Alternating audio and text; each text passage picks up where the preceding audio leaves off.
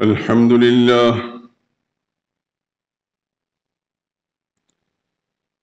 لله وحده، والصلاة والسلام على من لا نبي بعده ولا رسول بعده ولا معصوم بعده. أما بعد، فإن خير الحديث كتاب الله، وخير الهدي هدي محمد صلى الله عليه وسلم، وشر الأمور محدثاتها، وكل محدثة بدعة، وكل بدعة ضلالة، وكل ضلالة في النار. أعوذ بالله من الشيطان الرجيم. بسم الله الرحمن الرحيم. ولكل أمة جعلنا منسكا ليذكروا اسم الله على ما رزقهم من بهيمة الأنعام، فإلهكم إله واحد فله أسلموا وبشر المخبتين.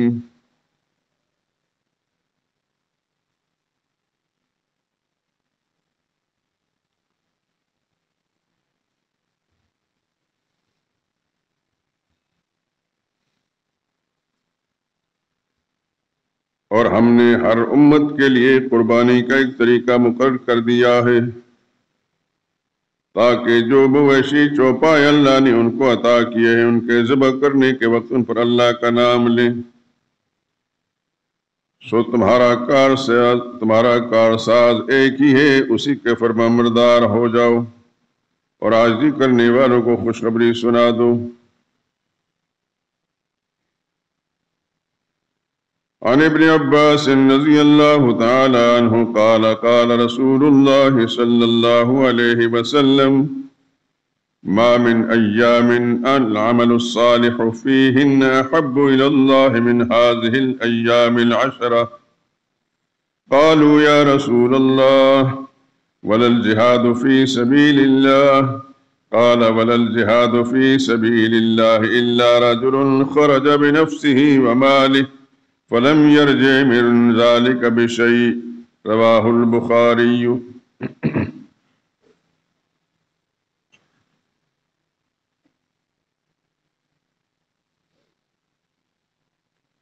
وعن ابن عباس رضي الله تعالى عنه قال قال رسول الله صلى الله عليه وسلم: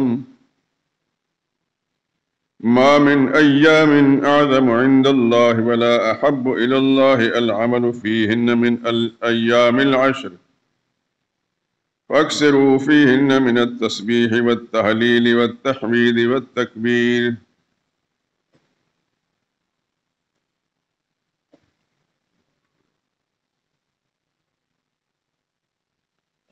وعن أبي هريرة رضي الله تعالى عنه قال قال رسول الله صلى الله عليه وسلم: ما من أيام أحب إلى الله من أن يتعبد له فيها من 10 ذي الحجة، يعدل صيام كل يوم منها بصيام سنة، وقيام كل ليلة منها بقيام ليلة القدر.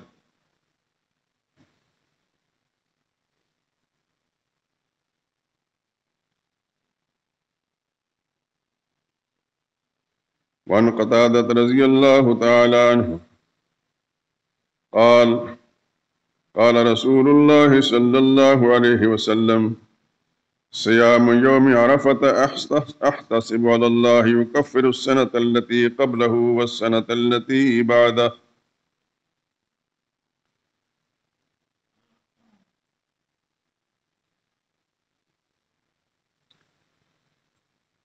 درود پاک پڑھ لیں۔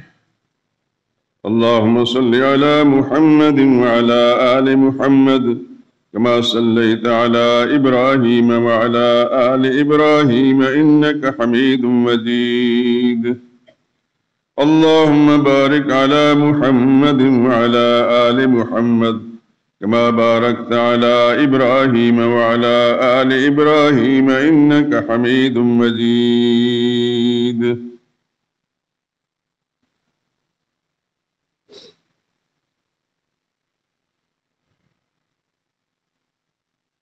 بزرگان محترم، برادران عزیز،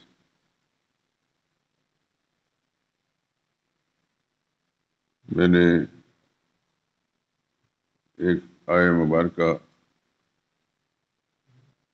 سورہ حج کی تلاوت کی ہے اور چند احادیث مبارکہ جو حدیث کی بہت ساری کتابوں کے اندر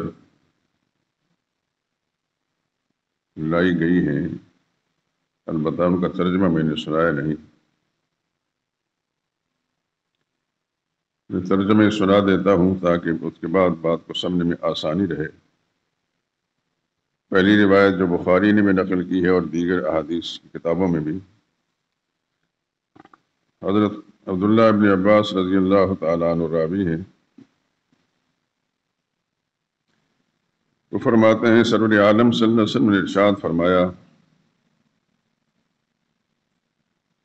کوئی دن ایسا نہیں جس میں نیک عمل اللہ تعالیٰ کے ہاں ذی الحج کے ان 10 دنوں کے عمل سے زیادہ محبوب اور پسندیدہ ہو۔ صحابہ نے عرض کیا، یا رسول اللہ، کیا جہاد بھی ان ایام کے عمل کے برابر نہیں؟ آپ نے فرمایا، ہاں، جہاد بھی، البتہ جو شخص جہاد کے لیے نکلا، مال بھی لے کر نکلا اور سب کچھ وہاں قربان ہو گیا، اس کا البتہ عمل اس کے برابر ہے، باقی کوئی نیکی بھی ان ایام کے برابر نہیں، اس پورے سال میں۔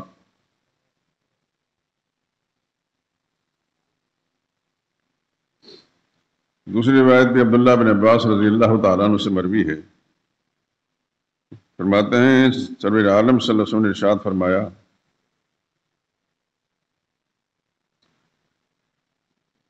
اللہ تعالیٰ کے نزدیک عشرہ ذی الحج سے، ذی الحج اگلا مہینہ جو آ رہا ہے چند روز بعد، زیادہ عظمت والا کوئی دن نہیں ہے، نہ دوسرے ایام کا کوئی عمل، کوئی نیکی ان ایام کی نیکیوں کے برابر۔ تو ساتھ ہی بڑی عجیب بات رسول اللہ صلی اللہ علیہ وسلم نے ارشاد فرمائی، فَأَكْثِرُوا فِيهِنَّ مِنَ التَّسْبِيحِ وَالتَّهْلِيلِ وَالتَّحْمِيدِ وَالتَّكْبِيرِ، لہذا تم ان دنوں میں تسبیح، تحلیل، تکبیر اور تحمید کثرت سے کرو۔ تسبیح سے مراد سبحان اللہ، تحلیل سے مراد لا الہ الا اللہ، تکبیر سے مراد اللہ اکبر، اور تحمید سے مراد الحمدللہ۔ یعنی ان ایام کے اندر اٹھتے بیٹھتے چلتے پھرتے یہ مقدس کلمات جو ہے ان کا ورد جاری رکھیں۔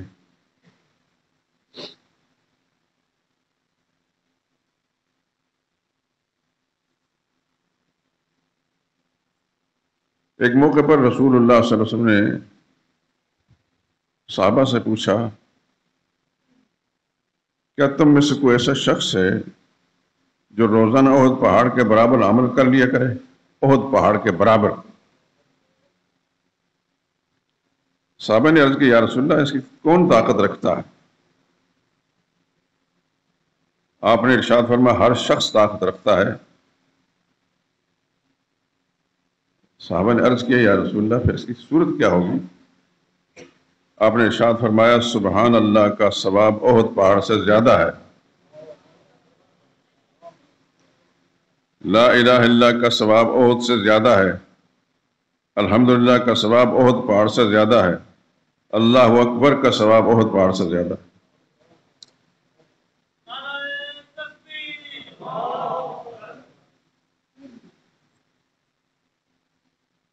ایک حدیث میں جناب رسول اللہ صلی اللہ علیہ وسلم نے ارشاد فرمایا،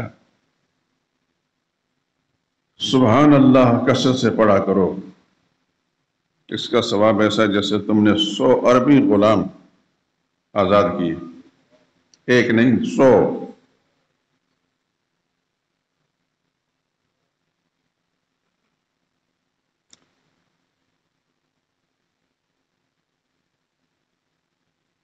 طالب علمی کے زمانے میں فارسی بھی پڑھتے تھے، عربی پڑھتے تھے، ایک محاورہ کثرت کے ساتھ سنتے رہتے تھے، وہ ذہن میں ہے، رحمت حق بہانہ میں جویت، اللہ کی رحمتیں بہانہ تلاش کے بہانے سے اللہ اپنی مہربانیاں اپنی مخلوق کو دینا چاہتا ہے. کوئی لینا چاہے تو صحیح. تو فرمایا کہ سبحان اللہ پڑھو.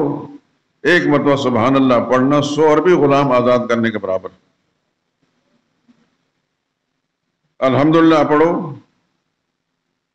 اس کا ثواب ایسا جیسے تم نے 100 گھوڑے مائے سامان جہاد میں دے دیے.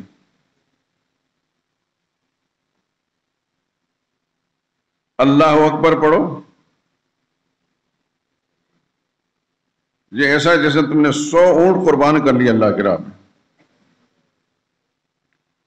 اور آخر میں لا الہ الا اللہ پڑھا کرو، اس کا ثواب تو زمین و آسمان کے اندر بھی نہیں سما سکتا.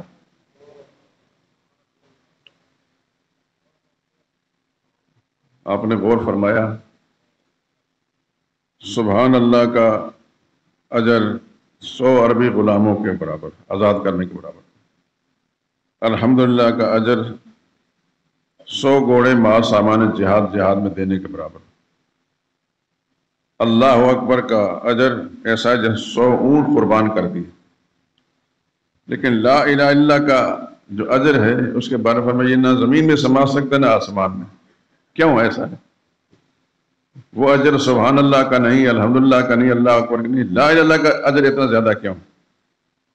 کچھ سمجھ میں آئی بات؟ آ گئی ہوگی انشاءاللہ، آنی چاہیے. اللہ آپ کو جزائے خیر دے. لا الہ الا اللہ یہ ہے وہ دین کی بنیاد. اللہ کی وحدانیت کا تذکرہ اس میں. اور جو خالص عقیدے کے ساتھ ان کلمات کو پڑھتا لا الہ الا اللہ، پھر اس کا اتنا اجر ہے کہ اگر وہ دیکھنا چاہے تو نہ زمین میں دیکھ سکتا ہے نہ آسمان میں. آسمان اور زمین دونوں کو بھر دیتا ہے. امام احمد بن حنبل نے مسند احمد میں اس حدیث کو نقل کیا.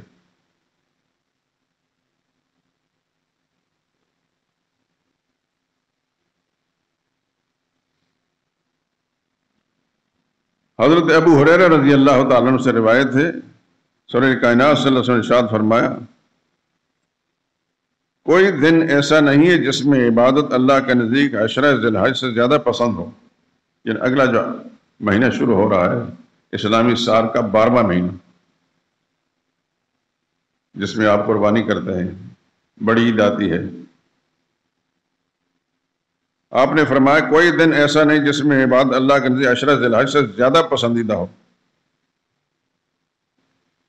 کیونکہ یہ عشرہ ایسا ہے اس میں ہر دن کا روزہ 1 سال کے روزوں کے برابر. عشرہ ذی الحج، پورا ذی الحج نہیں، یعنی پہلے 10 دن. 10 دن میں بھی 10واں دن تو عید کا ہے، یوں کہ پہلے دن سے 9ویں تاریخ تک.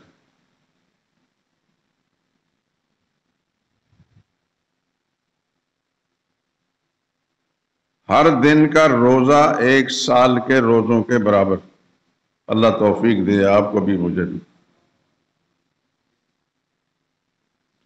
اور اس عشرے کی ہر رات کی عبادت لیلۃ القدر کی عبادت کے برابر.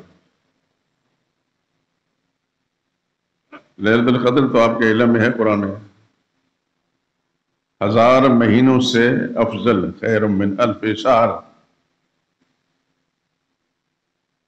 کئی ہزار دن بنتے ہیں.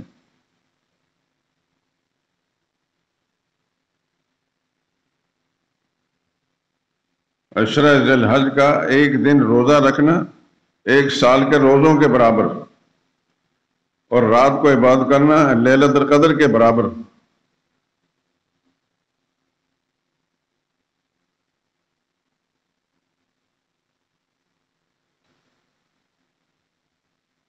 تو اگر کسی نے اللہ کی توفیق سے 1 دن 2 دن 3 4 5 6 7 8 9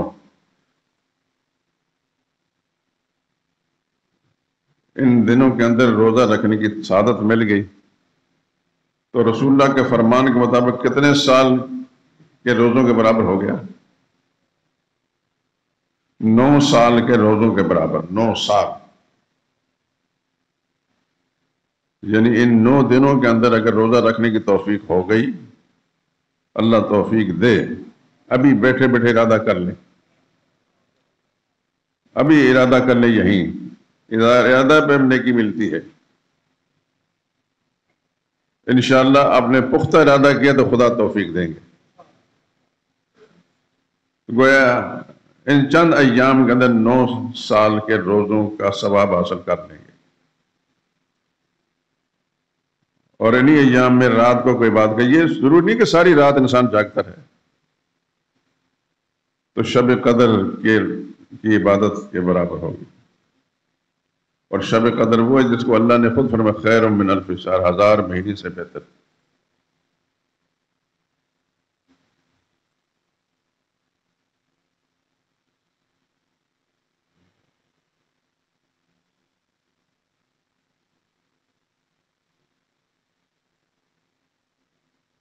اور ایک حدیث اور سن لیں، 9ویں تاریخ کا روزہ، 9ویں ذی الحج کا روزہ، صیام یوم عرفہ احتسب علی اللہ یکفر السنۃ التی قبلہ والسنۃ التی بعدہ۔ حضرت قتادہ کہتے ہیں کہ نبی کریم صلی اللہ علیہ وسلم نے ارشاد فرمایا، ذی الحج کے مہینے کی ابتدائی 8 تاریخ کو چھوڑ کر 9ویں تاریخ اگر کسی کو توفیق مل گئی تو اس ایک دن کا روزہ 1 سال گزشتہ اور 1 سال آئندہ کے گناہوں کا کفارہ بن جاتا ہے۔ 8 روزے تو ایک سال کے روزوں کے برابر، 9ویں تاریخ کا روزہ 1 سال گزشتہ اور 1 سال آئندہ کے گناہوں کا کفارہ بن جاتا ہے۔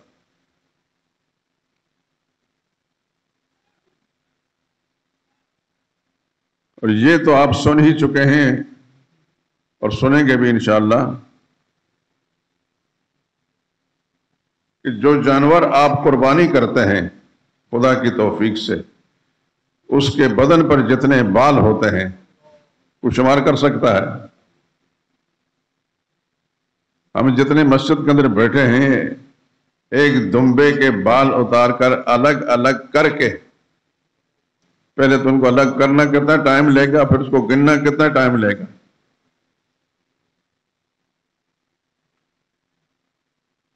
ہر بال کے برابر اللہ تعالیٰ نیکی دیتے ہیں قربانی کرنے والے کو۔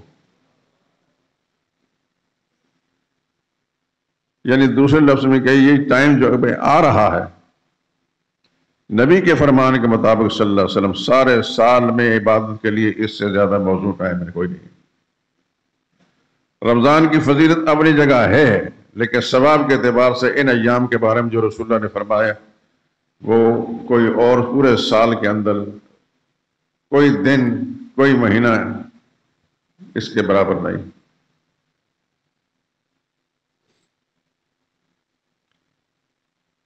آج آپ سوچتے ضرور ہوں گے کہ یکایک اس نے جو ایک مضمون چل رہا تھا اس کو موقوف کر کے دوسری بات چھیڑ دی۔ موقوف نہیں کیا، یہ اسی کا حصہ ہے،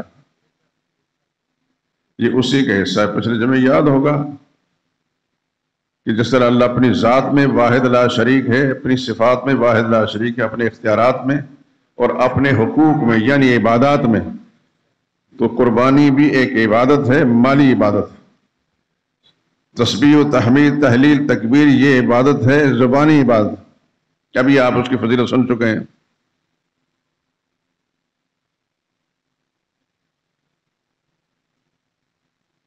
روزہ،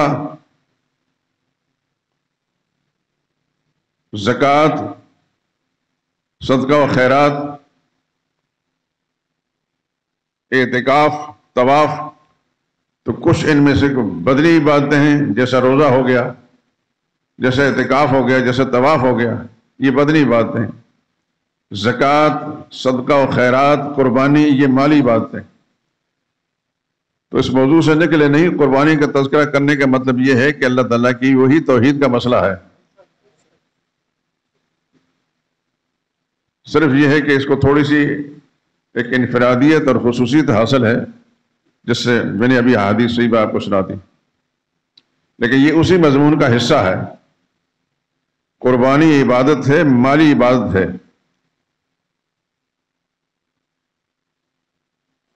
اور جس طرح دیگر عبادات کا حقدار اللہ کے سوا کوئی اور نہیں، تو قربانی کا حقدار بھی اللہ کے سوا کوئی اور نہیں۔ اسی کے نام پر جانور ذبح کیا جا سکتا ہے، کھائیں کھلائیں سارے جہان کو مرضی، لیکن قربانی ہوگی اللہ کے نام کی۔ اور پھر جو جانور بھی آپ ذبح کریں گے، اس کے بدن کے پر جتنے بال ہیں، ہر بال کے بدلے میں اللہ آپ کو نیکی دیں گے۔ اس پہلو سے یہ ایک عجیب قسم کی عبادت ہے۔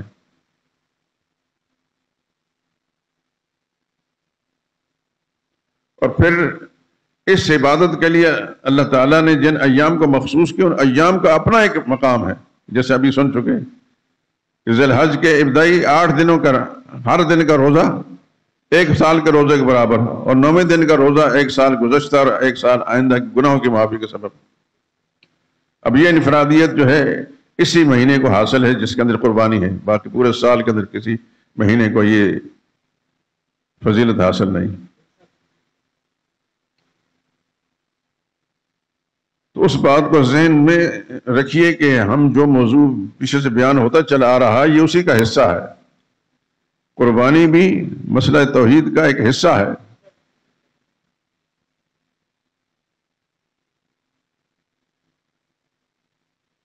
اللہ ہی کے نام پر قربان کرتے ہیں مسلمان، اللہ ہی کے نام پر قربان کرتا ہے جانور کو، اسی کے رضا کی خاطر، کیونکہ یہ اللہ کی عبادت ہے اور عبادت کا حقدار کلمے کے اندر ہی شروع میں ہمیں ماں باپ نے سکھا تھا اللہ کے سوا کوئی عبادت کے لائق نہیں ہے۔ تو عبادت مالی ہو تو اس کا بھی حقدار اللہ ہے، زبانی ہو تو اس کا حقدار بھی اللہ ہے، اور بدنی ہو تو اس کا حقدار بھی اللہ ہے۔ کسی کے لیے آپ بھوک پیاس نہیں برداشت کر سکتے سوائے اللہ کی ذات کے۔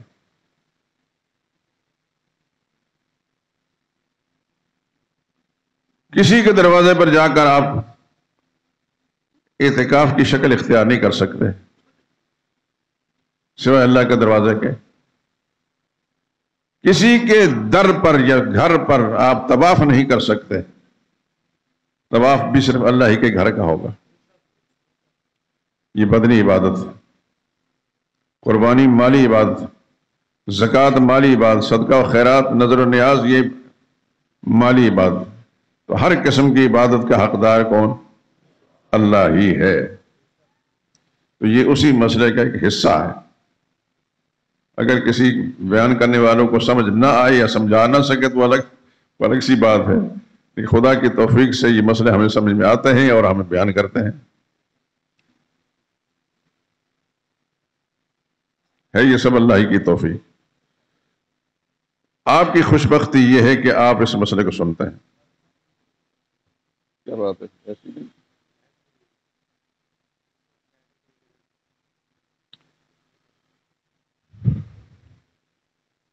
ہماری حکومتوں کی مہربانیوں سے ایک مہربانی یہ ہے کہ اس وقت پتہ ہے سب کو کہ جمعے کی نماز شروع ہو جاتی ہے مسلمانوں کی، بہت ساری مساجد کے اندر ایسی کی ضرورت ہوتی ہے۔ ہماری مسجد کی بناوٹ ہی ایسی ہے، لیکن انہوں نے مہربانی ہم پر یہ کی، کوشش یہ کرتے ہیں کہ کوئی مسجد میں جائے نہ۔ اللہ سے دعا کریں کہ اللہ ان کو ہدایت دے۔ اگر ان کے مقدر میں ہدایت ہے تو خدا ان کو ہدایت دے، اس بات کی اہمیت کو سمجھے، نہیں تو خدا تعالیٰ ان کے شر سے محفوظ کر لے۔ اللہ کے نزدیک جو بہتر لوگ ہیں اللہ تعالیٰ بطور حکمران ہمیں عطا کریں۔ وہ کچھ بھی کریں، ہم انشاءاللہ اپنا کام کریں گے، چاہے ہمارے سارے کپڑے بھیگ جائیں، ہم نے کام نہیں چھوڑنا انشاءاللہ العزیز، انشاءاللہ العزیز۔ تو میرے دوستو، یہ چند ایام اسلامی سال کے 11ویں مہینے کے جو چل رہے ہیں، اور چند روز کے بعد اسلامی سال کا 12واں اور آخری مہینہ آ رہا ہے، جس کے بارے میں چند معروضات آپ حضرات نے احادیث مبارکہ کے حوالے سے سن لی ہیں، اور اسی مہینے کی 10ویں تاریخ کو انشاءاللہ رضی اللہ تعالیٰ آپ کو قربانی کرنے، اللہ کے دیے ہوئے مال میں سے اللہ کے نام پر قربان کرنے کی توفیق عطا ہوگی۔ اللہ قبول فرما لے۔ لیکن یہ بات ذہن نشین کر، یہ ساری چیزیں جو ہیں اللہ کی عبادت کے اندر شامل ہیں اور عقیدہ توحید اور مسئلہ توحید کا حصہ ہے۔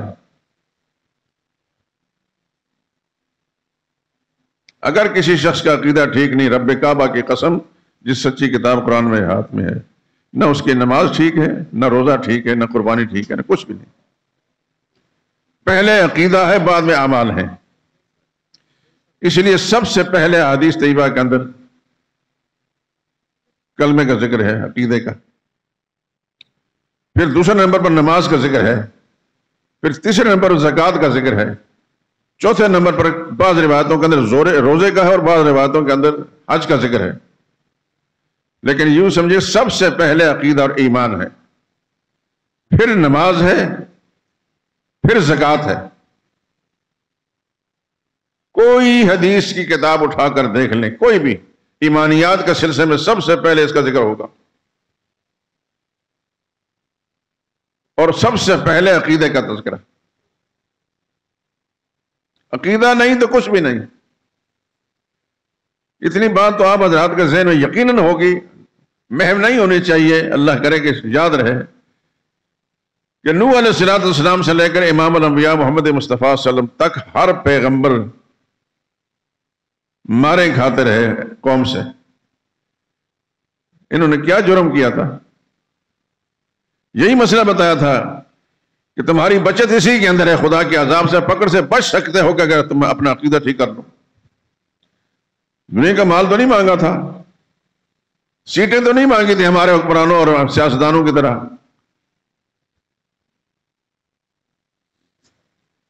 سچ یہ ہے، اللہ سے دعا کریں کہ اللہ ان سے نجات دے۔ یہ جو متحارب گروپ ہیں، اللہ ان سے سب سے نجات دے۔ اللہ اپنے رحمت کے ساتھ اس کی مخلوق بے شمار ہیں جو اس کے علم کے اندر بہتر ہے، اس کے حکم کے مطابق اور اس کی مخلوق کے لیے بہتر ہے، اللہ تعالیٰ ان کو بطور حکمران دیتے۔ انہوں نے تو پاکستان میں بسنے والے لوگوں کے لیے زندگی عذاب بنا دی ہے۔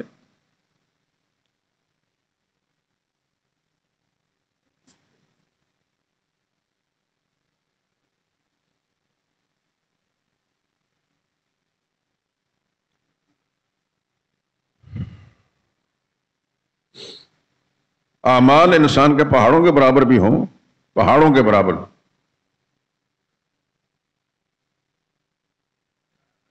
اگر عقیدہ ٹھیک نہیں تو رب کعبہ قسم کچھ بھی نہیں، سب کچھ برباد ہے۔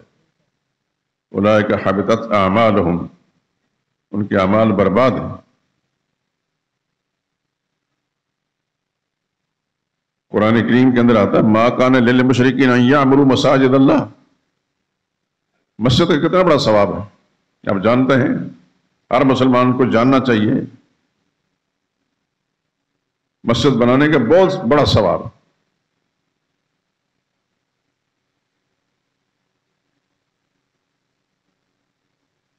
تو مشرکین مسجد بنا کر ناز کیا کرتے تھے، خاص طور بیت اللہ کی تعمیر کے وقت،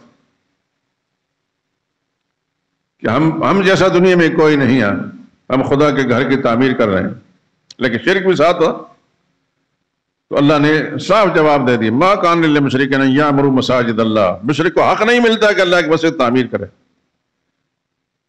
شاہدین علی انفسہم بالکفر، یہ شرک کر کے اپنے اوپر کفر کی مہر لگا چکے ہیں۔ اولئک حبطت اعمالہم، ان کے سب اعمال برباد ہیں۔ وفی النار ہم خالدون، یہ ہمیشہ آگ میں جلتے رہیں گے۔ کسی کا لحاظ پروردگار نے نہیں رکھا۔ مسجد کا عمل کتنا بڑا ہے، اللہ کے نبی من بنا للہ مسجدا، اللہ اکبر، کتنا بڑا مقام ہے مسجد بنانے والے کا، جو اللہ کے لیے مسجد بناتا ہے، چھوٹی سی مسجد بھی، بن اللہ لہ بیتا فی الجنہ، اس کے لیے ایک جنت میں ایک گھر بناتے ہیں۔ اور انہوں نے ایک بڑی عجیب نقطے کی بات لکھی ہے، اللہ جزائے خیر دے ان کو۔ میں اگرچہ سے پہلے بھی سنا چکا ہوں، لیکن پتہ نہیں یاد رکھی ہے کہ نہیں رکھی۔ مسجدن میں جو تنوین ہے، یہ دو زبریں جو نون کی آواز دیتے ہیں، اور آگے بیتن، اس میں بھی دو زبریں ہیں نون کی آواز والے، اس کو تنوین کہتے ہیں علماء علمی اصطلاح میں۔ تو من بنا مسجدن، اچھا اس تنوین کا یہ حقیقت کیا ہے؟ یہ کبھی کسی چیز کی تعظیم بیان کرنے کے لیے آتی ہے، کبھی کسی کی تحقیر بیان کرنے کے لیے آتی ہے، چھوٹی سی چیز۔ من بنا مسجدن کے اندر یہ تنوین جو ہے تحقیر کے لیے، کسی نے مسجد بنایا بالکل چھوٹی سی کہ ایک آدمی اس میں کھڑا ہو سکتا ہے، لیکن بنائی اللہ کے لیے، بن اللہ لہ بیتن، وہاں بھی تنوین ہے، اللہ اس کے لیے گھر بناتے ہیں، یہاں تعظیم کے لیے عظیم گھر بنائیں گے جنت میں اس کے لیے۔ اللہ جزائے خیر دے علماء احمد کو کہ انہوں نے زیر زبر کے اندر بھی نقطے نکالے ہیں۔ سبحان اللہ، خدا کی کروڑوں نعمتیں نازل ہوں ان پر، ہمارے اساتذہ پر، ان کے اساتذہ پر۔ اگر ہم ان کے قدموں میں نہ بیٹھے ہوتے تو ہمیں کیا پتا تھا۔ ابھی آپ نے سن لی قرآن کی آیت کہ مشرکوں کو یہ حق نہیں پہنچتا کہ اللہ کی مسجدوں کی تعمیر کریں، کہ شاہدین علی انفسہم بالکفر، شرک کر کے اپنے اوپر کفر کی مور لگا چکے ہیں۔ اولئک حبطت اعمالہم، ان کے اعمال ضائع ہیں، کوئی مسجد کا عمل قبول نہیں۔ وفی النار ہم خالدون، وہ ہمیشہ آگ میں جلتے رہیں گے، یہ اللہ کا اعلان ہے۔ معلوم ہوا کہ عقیدے کی اہمیت ہے دوستو، سب سن لیں اچھی طرح، میرے یہ لفظ زبان سے نکل رہے ہیں، فضا میں پھیل رہے ہیں، مسجد در و دیوار وہ پہنچ رہے ہیں، یہ گواہی دیں گے، اور آپ کے کان اور جسم بھی۔ عقیدہ ایمان کے بغیر کچھ بھی نہیں، نہ نماز ہے، نہ روزہ ہے، نہ زکوٰۃ ہے، نہ حج ہے، نہ قربانی ہے، نہ طواف ہے، نہ اعتکاف ہے، کچھ بھی نہیں۔ عقیدہ ہی اصل ہے۔ عقیدہ ٹھیک ہے تو سب کچھ ٹھیک ہے، عقیدہ ٹھیک نہیں تو سب کچھ برباد۔ میں نے قرآن کریم کی آیت آپ کے سامنے پیش کر کے اس کی تائید سنا دی۔ اللہ نے اعلان کیا قرآن کریم سورہ حج کی، کہاں ہے یہ؟ تو توبہ میں ہے۔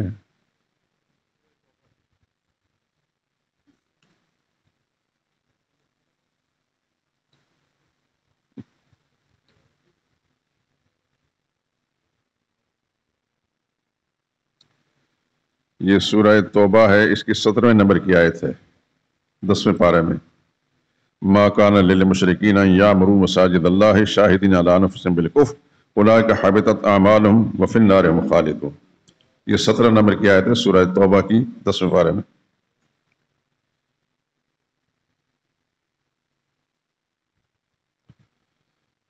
اسی لیے میں ہمیشہ درخواست کرتا ہوں کہ آپ حضرات تلاوت قرآن کریم کی باقاعدہ کیا کریں، اور اس کا ترجمہ بھی۔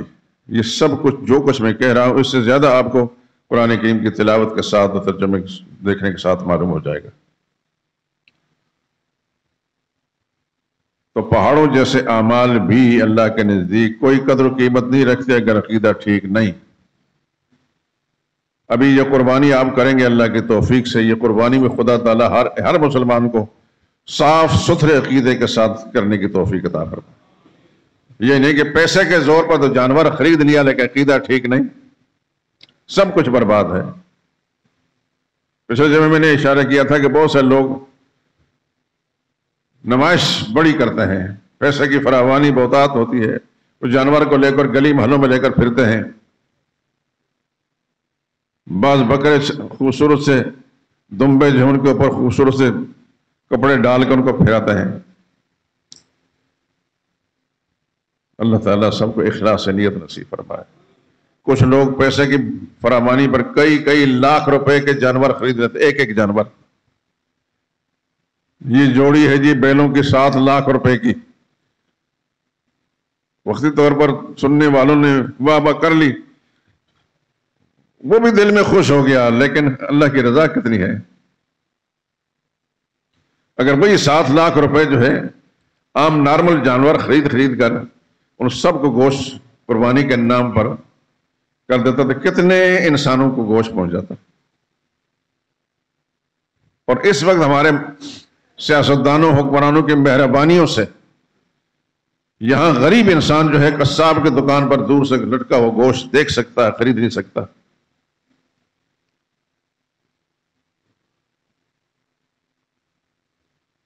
میں صحیح بات کہتا ہوں میرے دوستو،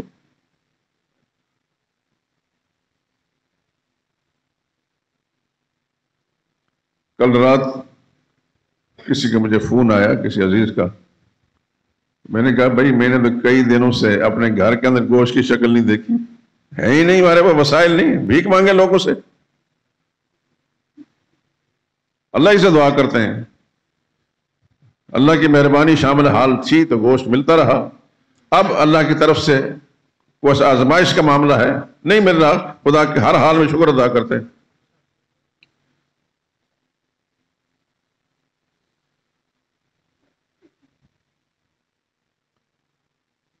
اگر اللہ تعالیٰ نے آپ حضرات کو وسائل دیے ہیں، اور اللہ دے، بہت زیادہ دے اپنی رحمت کے ساتھ، اس کو نمائش پر نہ خرچ کریں، غریب تک پہنچانے، اس کے منہ میں بوٹی چلی جائے اس کی کوشش کریں۔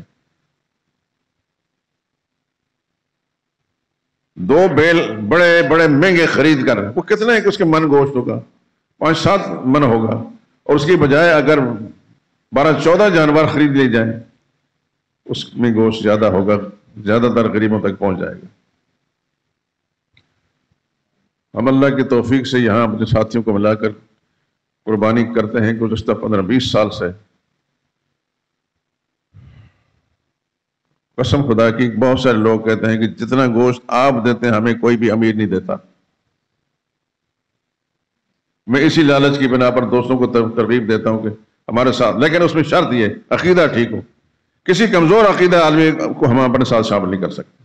میں ساری زندگی محنت کرتا ہوں عقیدے پر، ہمیں ایسا کوئی ساتھی کو رفیق نہیں چاہیے جس کا عقیدہ ٹھیک نہیں۔ دوسری بات ترغیب یہ ہے کہ کوشش یہ کریں، اپنے گھر کو بھی اگر لے جانا چاہتے ہیں تو پابندی نہیں، لے جا سکتے ہیں، لیکن غریب تک بھی اس کے منہ تک بوٹی پہنچ جائے۔ اور ہر مسلمان جس کو اللہ نے وسائل دیے وہ نبی کریم صلی اللہ علیہ وسلم کی ذات اقدس کی طرف سے بھی ایک قربانی کر لیں۔ اس کا تو پتہ آنکھیں بند ہوتے وقت چلے گا کہ اللہ تعالیٰ نے جو توفیق عطا فرمائی تھی اس کا صلہ کیا مل رہا ہے۔ لیکن بہرحال میرے دوستو، قربانی کریں گے آپ، کریں، اللہ تعالیٰ توفیق دے، بہت زیادہ توفیق دے۔ لیکن یہ جو چند معروضات میں نے پیش کی ہیں، ایک تو یہ کہ عقیدہ ٹھیک رکھیں، اپنے رشتہ دار، اپنا سگا بھائی بھی ہے، اگر اس کا عقیدہ ٹھیک نہیں اس کو ساتھ شامل نہ رکھیں، آپ کی قربانی سب برباد چلی جائے گی۔ اپنا والد بھی ہے، اس کی قربانی الگ کر دیں، اپنی قربانی ساتھ شامل نہ کریں، کیونکہ اس کا عقیدہ خراب ہے۔ اب آپ فوری طور پر عقیدہ ٹھیک نہیں کر سکتے، اس کی خدمت کریں گے، دعائیں کریں گے، اپنی قربانی کو برباد ہونے سے بچائیں۔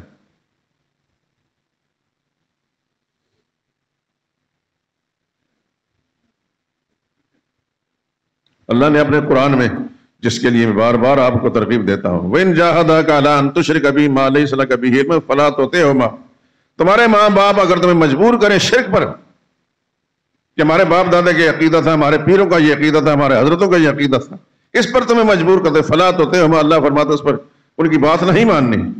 وَصَاحِبْهُمَا فِي الدُّنْيَا مَعْرُوفًا، البتہ دنیاوی لحاظ سے ان کی خدمت کریں، ماں باپ مشرک بھی ہیں، کافر بھی ہیں، خدمت کریں ان کی، لیکن عقیدہ اور دین ایمان کے اندر ان کے ساتھ سمجھوتا نہ رکھیں جب تک ان کا عقیدہ ٹھیک نہیں ہو گیا۔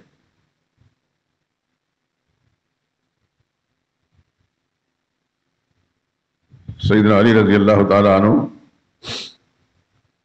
نبی کریم صلی اللہ علیہ وسلم کے داماد بھی تھے، صحابی بھی تھے، چچا زاد بھی تھے۔ آپ حضرات جانتے ہیں کہ علی رضی اللہ تعالیٰ عنہ کے والد کا کیا نام تھا؟ نام یاد ہے؟ اس کا اصل نام تھا عبد مناف، لیکن مشرکانہ دور کے اندر نام اس کا ابو طالب رکھا گیا۔ اس کا بڑا بیٹا تھا، اس کا نام تھا طالب، وہ مشرک تھا، شرک پر ہی مرا ہے، اس کے نام پر ابو طالب رکھا گیا۔ آپ کے علم میں ہے، میں سنا چکا ہوں کہ ابو طالب کی موت کے وقت رسول اللہ صلی اللہ علیہ وسلم اس کے پاس تشریف لے گئے، اور حضور صلی اللہ علیہ وسلم فرمایا چچا اب بھی کلمہ پڑھ لے، میں خدا کی بارگاہ میں گواہ بن جاؤں گا۔ ابو طالب نے اس وقت کلمہ نہیں پڑھا۔ آخری جملہ جو اس کی زبان سے نکلا موت کے وقت، علی ملت عبد المطلب، اپنے بڑوں کے دین پر مر رہا ہوں، کلمہ نہیں پڑھا۔ نبی کریم صلی اللہ علیہ وسلم افسردہ ہو کر وہاں سے واپس تشریف لے آئے۔ تھوڑی دیر کے بعد علی مرتضیٰ رسول اللہ صلی اللہ علیہ وسلم کی خدمت آ رہی ہے، اور حضرت علی نے کیا جملہ فرمایا؟ حدیث کتاب ابو داؤد شریف، ہماری صحاح ستہ کی کتاب، مشہور کتاب ابو داؤد شریف میں یہ الفاظ موجود ہیں: یا رسول اللہ ان عمک الشیخ الزال قد مات، کہ اللہ کے پاک پیغمبر تمہارا آپ کا چچا بوڑھا، الشیخ کا معنی بوڑھا، الزال کا معنی گمراہ، آپ کا گمراہ بوڑھا چچا قد مات فوت ہو چکا ہے۔ نبی کریم فرمایا مجھے پتا ہے۔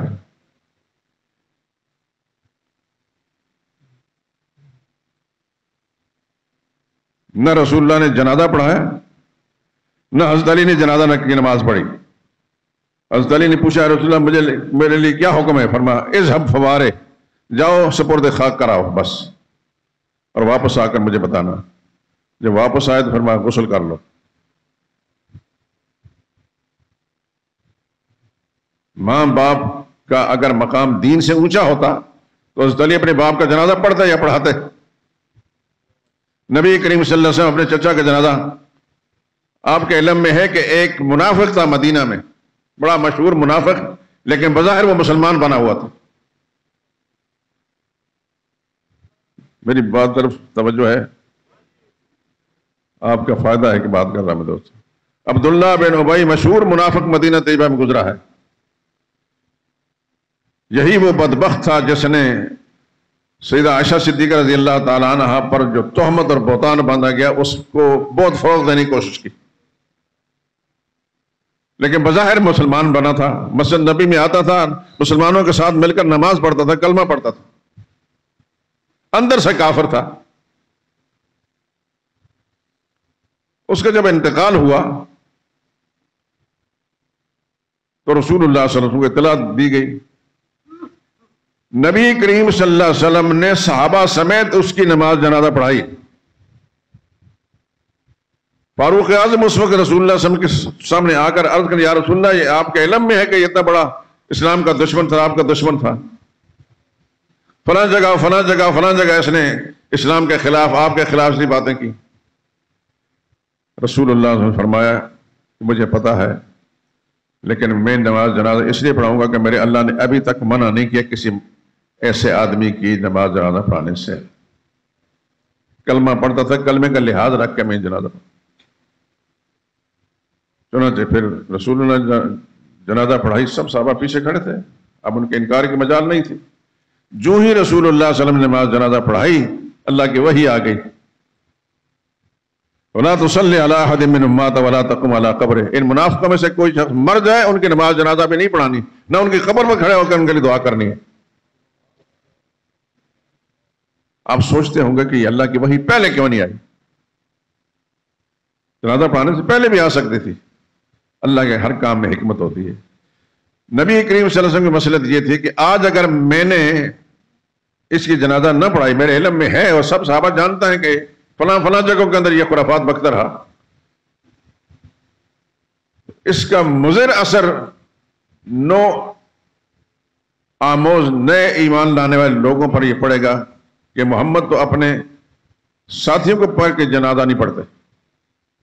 تو رسول اللہ نے اس مصلحت کے خاطر اس موقع پر عبداللہ بن ابی کی جنازہ پڑھانے پر 4000 سے زیادہ لوگوں کو اللہ نے اسلام لانے کی توفیق عطا فرمائی۔ یہ رسول اللہ صلی اللہ علیہ وسلم کا حسن سلوک تھا اپنے مخالف کے ساتھ۔ لیکن اس کے بعد پھر منافقین کی جنازہ پڑھانے سے اللہ نے منع فرما دیا۔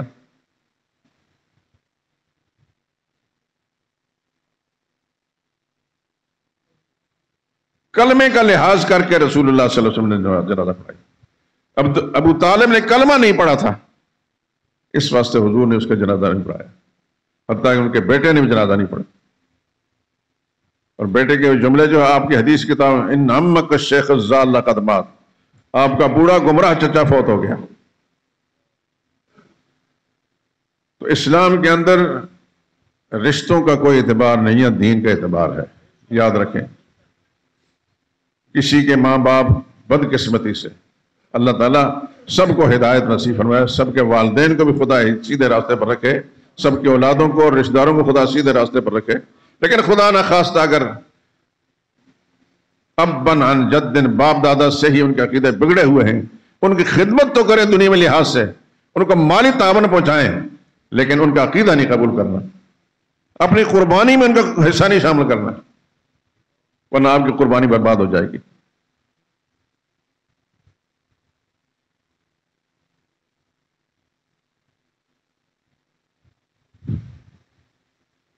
قرآن کریم کے اندر واضح طور پر احکام موجود ہیں، اس لیے میں درخواست پھر کروں گا کہ قرآن کریم کی تلاوت ضرور کیا کریں، ترجمے کے ساتھ کیا کریں، اس میں بڑا فائدہ ہے آپ کا۔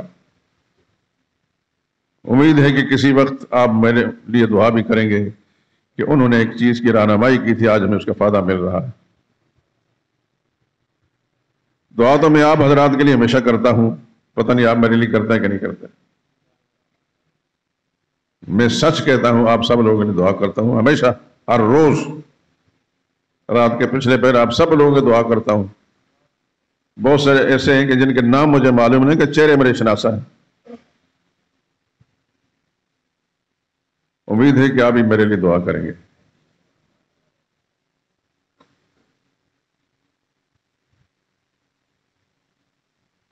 لیکن دین کو اولیت دیں، دین کو اولیت دیں، دین معاملے میں کسی سے سمجھوتا نہ کریں۔ ماں ہے، باپ ہے، دادا ہے، دادی ہے، نانا ہے، نانی، اگر بھٹکے ہوئے ہیں، عقیدے ان کے خراب ہیں، ان کی خدمت کریں، ادب کریں، ان کو مالی تعاون پہنچائیں، لیکن دین کے معاملے میں ان کی بات نہیں ماننی۔ اللہ نے واضح فلا تطعهما، ان کی بات نہیں ماننی۔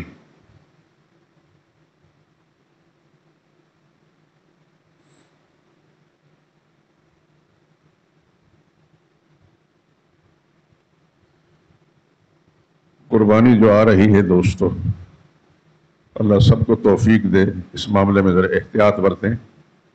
یقیناً بہت سارے عزیز و اقارب یا دوست شامل ہونے کی کوشش کرتے ہیں، پہلے ٹٹول رہے ہیں ان کو کہ ان کے عقیدے ٹھیک ہیں تو ساتھ شامل کریں، کوئی بات نہیں۔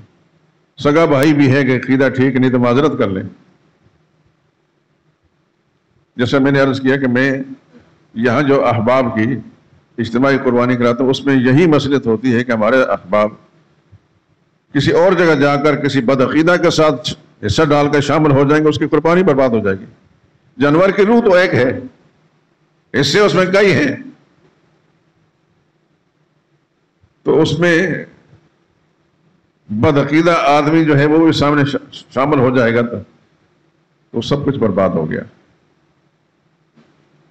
اس واسطے اجتماعی قربانی جہاں بھی کریں، پہلے اس کو دیکھ لیا کریں کہ ان کے عقیدے ٹھیک ہیں۔ لوگ بہت سارے مدرسوں کے اندر جانور دے دیتے ہیں یا ایسا شامل کر دیتے ہیں، وہاں بھی دیکھا کریں ان کے عقیدے ٹھیک ہیں۔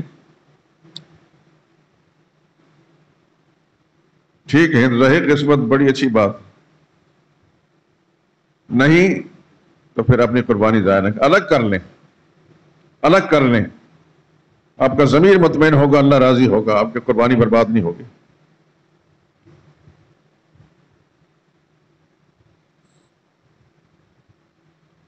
ذرا ذرا سی مصلحت کی خاطر ہم بہت سارے نقصان اٹھا لیتے ہیں، لوگوں کی خوشنودی کی خاطر، رضا کی خاطر، بھائیوں کے لیے، رشتہ داروں کے لیے، دوستوں کے لیے۔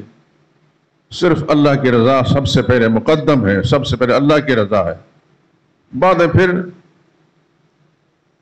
جہاں جہاں بھی آپ سمجھتے ہیں کہ ان کے ساتھ ملنے میں ہمیں نقصان کوئی نہیں، عقیدہ ان کے ٹھیک ہے، کوئی حرج کی بات نہیں، لیکن عقیدہ ٹھیک نہیں تو میرے دوستو معذرت کر لیں، چاہے یہ اظہار نہ کریں اس بات کا کہ میں آپ کا عقیدے بدعقیدگی کی بنا پر شامل نہیں ہوتا، کوئی اور معذرت کر لیں، لیکن اپنے عقیدے کے تحفظ کریں، اپنی قربانی کو برباد ہونے سے بچائیں۔ دوسری بات جو پہلے بھی کہہ چکا ہوں، آپ کو تو اللہ تعالیٰ سارا سال گوشت کھلاتا ہے، کھلاتے ہیں نا، اکثر لوگوں کو کھلاتا ہے، تو آپ اس موقع پر کوشش یہ کریں، یہ نہیں کہ اپنی قربانی گوشت نہ کھائیں، کھائیں آپ، وہ آپ کی ذاتی چیز ہے، لیکن ایک غریب کے منہ میں بوٹی پہنچ جائے تو بہت اچھی بات ہو۔ غریب آپ کا رشتہ دار بھی ہو سکتا ہے، محلے دار بھی ہو سکتا ہے، واقف کار بھی ہو سکتا ہے. کوشش کریں غریبوں تک پہنچانے کی. اللہ راضی ہو جائے، اللہ آپ کی قربانیاں قبول کر لے. یہ جو معروضات میں آپ کے سامنے پیش کر رہا ہوں، ان پہ تنہائیوں میں بیٹھ کر غور کریں، انشاءاللہ اس کا فائدہ ہوگا.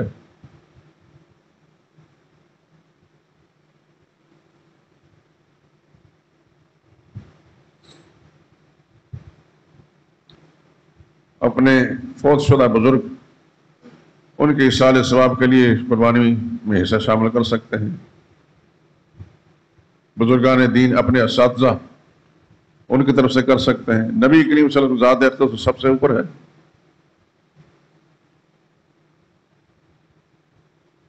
لیکن جس آدمی کے بارے میں آپ کو صاف پتہ ہے کہ اس کا عقیدہ ٹھیک نہیں، چاہے وہ کتنا ہی آپ کا دوست اور پیارا کیوں نہ ہو، اس معاملے میں مصلحت کے شکار نہ ہو.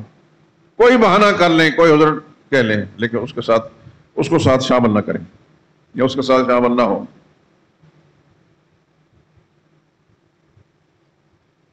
یہ بڑی کمزوری ہے ہمارے ہاں، بہت کمزوری ہے.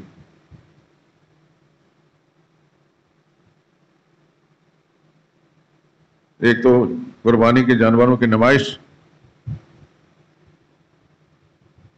دولت کی نمائش. اللہ سب کو دولت دے، لیکن ایسی جو اس کی رضا کے لیے خرچ ہو جائے، ریاکاری میں، دکھلاوے میں نہ ہو. اور دوسری بات یہ کہ کسی بد عقیدہ کے ساتھ، کسی کمزور عقیدہ آدمی کے ساتھ آپ نے شامل نہ ہو. بعد میں بڑا پچھتاوا ہوگا. ابھی میں نے قرآن کریم کی آیت پڑھی ہے، مسجد کی تعمیر سے بڑی نیکی کیا ہو سکتی ہے، لیکن کمزور عقیدے کے ساتھ مسجد تعمیر کو اللہ نے رد کر دیا.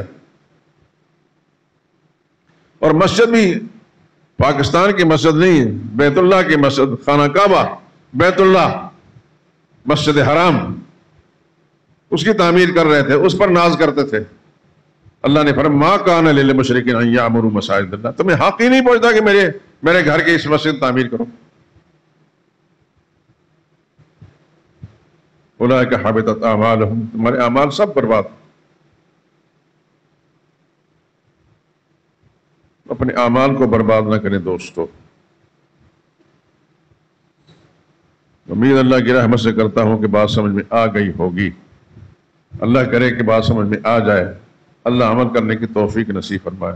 میں تو خدا کی قسم کھا کر کہتا ہوں، میرے دل میں سوائے اس کے اور کوئی جذبہ نہیں کہ میں چاہتا ہوں کہ میرے دوست، میرے سامعین، مسجد کے نمازی، ان کے اعمال جو ہیں برباد ہونے سے بچ جائیں، ان کے عقیدے صاف اور ستھرے رہیں.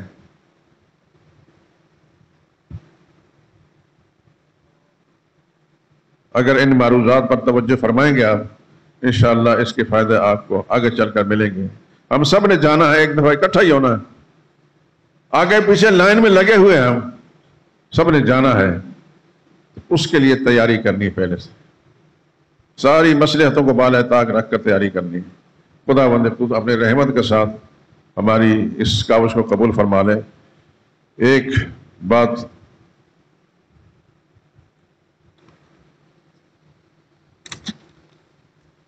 ہمارے ہاں جو اجتماعی قربانی ہو رہی ہے، اس میں صاف بات دروازے پر لکھا ہوا ہے کہ صحیح العقیدہ لوگوں کی سہولت کے لیے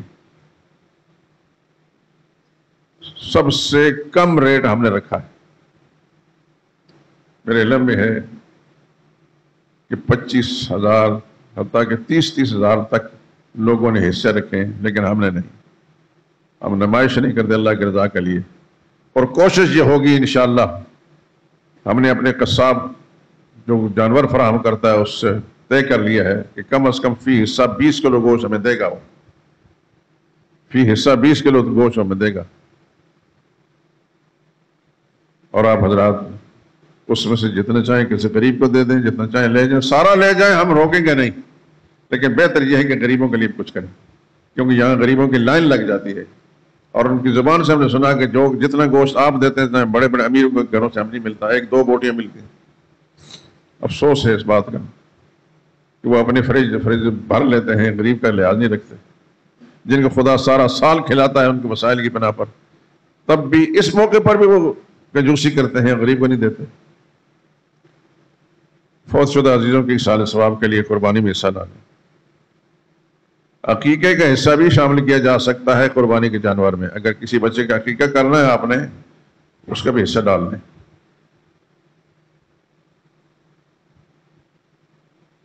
اللہ تعالیٰ راضی ہو جائے، اللہ اس کہنے اور سننے کو قبول فرما لے، اور اللہ تعالیٰ اس پر عمل کرنے کی توفیق نصیب فرمائے۔ وآخر دعوانا الحمدللہ۔